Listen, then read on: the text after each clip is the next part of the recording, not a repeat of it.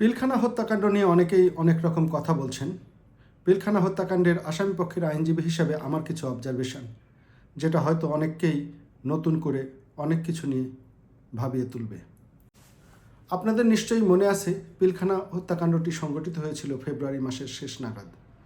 তখন সবেমাত্র আওয়ামী লীগ রাষ্ট্রীয় ক্ষমতায় অধিষ্ঠিত।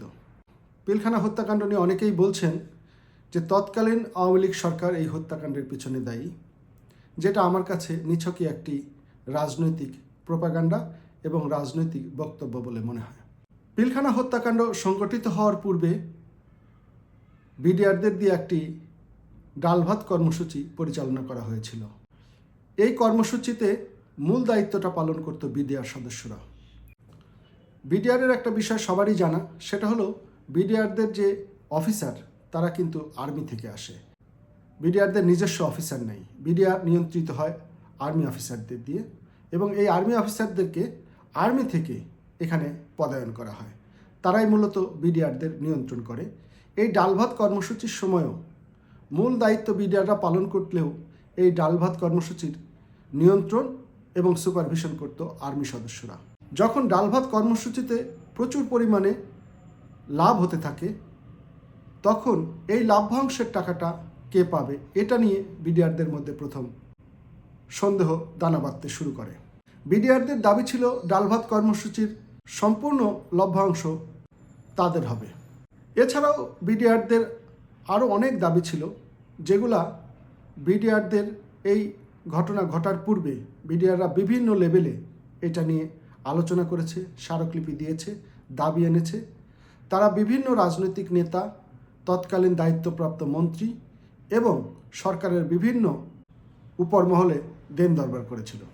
বিডিআরদের এই দাবি দেওয়া নিয়ে বিডিআররা যখন বিভিন্ন মহলে দেন দরবার করছিল, তারই অংশ হিসেবে তারা তৎকালীন স্বরাষ্ট্র মন্ত্রণালয়ে স্বরাষ্ট্রমন্ত্রীর সাথে সাক্ষাৎ করে তাদের দাবি দেওয়ার বিষয়ে আলোচনা করতে চেয়েছিলেন।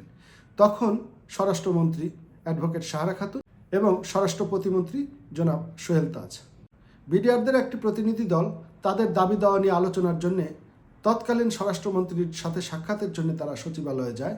কিন্তু তৎকালীন স্বরাষ্ট্রমন্ত্রী তাদের দাবি দেওয়ার বিষয়ে কোনোরূপ আলোচনা না করে সেখানে লিখিত আকারে একটি দাবি দেওয়া বা তাদের কথাবার্তা পেশ করার জন্য নির্দেশনা প্রদান করেন, এবং তৎকালীন স্বরাষ্ট্রমন্ত্রী এপিএস জনাব মোশাররফ সাহেব সেই বিষয়টি বিডিআরদের জানিয়ে দেন। বিডিআররা সেই আলোচনায় স্বরাষ্ট্রমন্ত্রীকে না পেয়েই সেখান থেকে ফেরত চলে আসেন।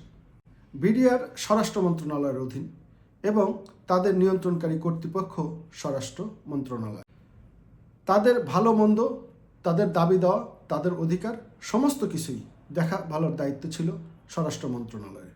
সেক্ষেত্রে তৎকালীন স্বরাষ্ট্রমন্ত্রী, তৎকালীন স্বরাষ্ট্র প্রতিমন্ত্রী, তৎকালীন স্বরাষ্ট্র মন্ত্রণালয়ে যারা প্রশাসনিক কর্মকর্তা ছিল, সচিব থেকে শুরু করে অন্যান্যরা, তারা সম্পূর্ণভাবে ব্যর্থ হয়েছিল বিডিআরদের ভাষা বুঝতে।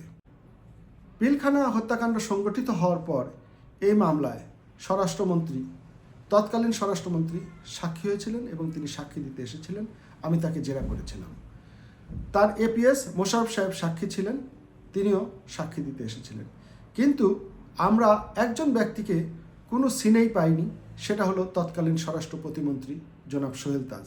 জনাব সোহেল তাজ আজকে অনেক কথা বলছেন, কিন্তু তিনি কোনোভাবেই বলছেন না যে এই ঘটনায় তার বিন্দুমাত্র ভূমিকা ছিল কিনা। তিনি সমস্ত কিছুই অস্বীকার করে যাচ্ছেন যে তার কোনো কিছুই জানা ছিল না। তিনি ঘটনার সময় দেশের বাইরে ছিলেন এবং দেশের বাইরে থেকে ঘটনার সময় বিভিন্ন রকম কথাবার্তা বিভিন্ন জনের সাথে বলেছেন।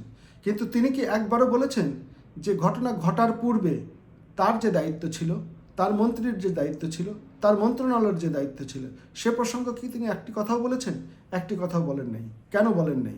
কারণ এই ঘটনার পেছনের ঘটনা তো পূর্বের ঘটনা। ঘটার পূর্বে বিডিআরের বিভিন্ন রকম কর্মতৎপরতা যেটা প্রচলন ছিল, সেটা কিন্তু দেখার একমাত্র দায়িত্ব ছিল স্বরাষ্ট্র মন্ত্রণালয়ের।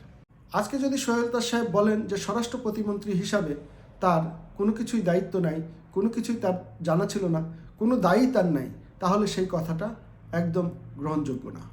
যখন বিডিআররা তাদের দাবি দেওয়া পেশ করতে অক্ষম হলো বা কেউই তাদের দাবি দেওয়ার বিষয়টি শুনল না, তখন বিডিআর প্রধানের সাথে তাদের যে দরবার হয় সেটাই ছিল তাদের একমাত্র প্ল্যাটফর্ম তাদের দাবি দাওয়াগুলো উপস্থাপন করার।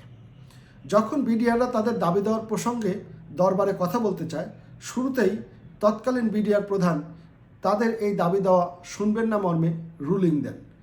এই রুলিং দেওয়ার সাথে সাথে তখন একজন সিপাহী মঈন সে এটার প্রতিবাদ করে এবং এই প্রসঙ্গে কথা না বললে দরবারে অন্য কোনো কথা হবে না এরকম প্রতিবাদ করলে যখন মঈন এই বিষয় নিয়ে কথা বলতে চায় তখন মঈনকে সেখানে গ্রেপ্তার করা হয় এবং মঈনকে বেঁধে মাটিতে শুইয়ে দেওয়া হয়। বিডিআর প্রধানের নিরাপত্তা কর্মকর্তা ক্যাপ্টেন মাজাহার গুলি করে। তাৎক্ষণিকভাবে সমস্ত বিডিআররা উত্তেজিত হয়ে একটা তাৎক্ষণিক হত্যাকাণ্ড সংগঠন করে। এখানে অনেক রকম কথা বলা হয়েছে যে বাইরের রাষ্ট্রের লোকজনে সেই হত্যাকাণ্ড সংগঠিত করেছে, একটা ট্রাক ভর্তি বহিরাগতরা সেই হত্যাকাণ্ড সংগঠিত করে চলে যায়। এগুলা একদমই ভুয়া কথা।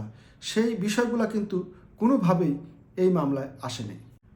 এই তাৎক্ষণিক হত্যাকাণ্ডটিকে অনেক রকম রং দেওয়ার চেষ্টা করা হয়েছে। বিডিআর হত্যাকাণ্ড নিয়ে যে তদন্ত কার্যক্রমটি পরিচালনা করেছিল জনাব কাহার আকন্দ। জনাব কাহার আকন্দ ছিলেন একজন অবসরপ্রাপ্ত পুলিশ কর্মকর্তা। এই ঘটনা তদন্তের জন্য তৎকালীন স্বরাষ্ট্র মন্ত্রণালয় তাকে আবার চুক্তিভিত্তিক নিয়োগ প্রদান করে এবং তাকে এই মামলার তদন্তভার দেয়া হয়। যখন কাহার আকন্দকে এই মামলার তদন্তভার দেওয়া হয় এবং স্বরাষ্ট্র মন্ত্রণালয়ে তাকে নতুন করে বিশেষ কর্মকর্তা হিসেবে নিয়োগ দেওয়া হয়, তখন কি জনাব সোহেল তাজ এই বিষয়গুলো জানতেন না? তিনি এ বিষয়গুলোতে কি বলবেন? আজ পর্যন্ত কিন্তু তিনি সে ব্যাপারে খোলাসা করেন নাই। কাহার আকন্দকে দিয়ে একটা পারফেক্টরি যে তদন্ত করা হয়েছে সেই তদন্তটা স্বরাষ্ট্র মন্ত্রণালয়ের অনুমোদন সাপেক্ষে আদালতে পেশ করা হয়েছিল। এই ঘটনার পেছনের ঘটনা যদি আমরা পরিষ্কারভাবে জানতে চাই তাহলে কয়েকজন লোককে সামনে এনে জিজ্ঞাসাবাদ করা জরুরি। তাদের মধ্যে তৎকালীন স্বরাষ্ট্রমন্ত্রী, তৎকালীন স্বরাষ্ট্র প্রতিমন্ত্রী, তৎকালীন স্বরাষ্ট্র সচিব, পিলখানা হত্যাকাণ্ডের তদন্তকারী কর্মকর্তা কাহার আকন্দ, পিলখানা হত্যাকাণ্ড মামলার চিফ প্রসিকিউটর সাবেক আইনমন্ত্রী আনিসুল হক এবং অতিরিক্ত chief prosecutor advocate Mosharraf Hossain Kajal. আমি প্রায় 200-র উপরে আসামির আইনজীবী ছিলাম। যতগুলো আসামিকে আমার কাছে গুরুত্বপূর্ণ মনে হয়েছে তাদের সাথে আমি অনেক বিষয় নিয়ে একান্তে কথা বলেছি যে এই ঘটনার পেছনের ঘটনা কী। তারা কেউই বলতে পারে নাই পরিষ্কারভাবে এই ঘটনার পেছনের ঘটনা কী, বা আমার মনে হয়েছে তারা প্রকৃত ঘটনা জানেই না, বা প্রকৃত ঘটনা তারা জানলেও তারা কখনোই বলার সুযোগ পায়নি। পিলখানা হত্যাকাণ্ডের যারা গুরুত্বপূর্ণ আসামি, যারা তাদের দাবি দেওয়া নিয়ে বিভিন্ন সময় বিভিন্ন অফিস আদালতে দৌড়াদৌড়ি করেছে এবং দরবার হলে সম্মুখে থেকে এই ঘটনাটি দেখেছেন, তাদের ভাষ্য মতে এই ঘটনাটি ছিল একটি তাৎক্ষণিক হত্যাকাণ্ড।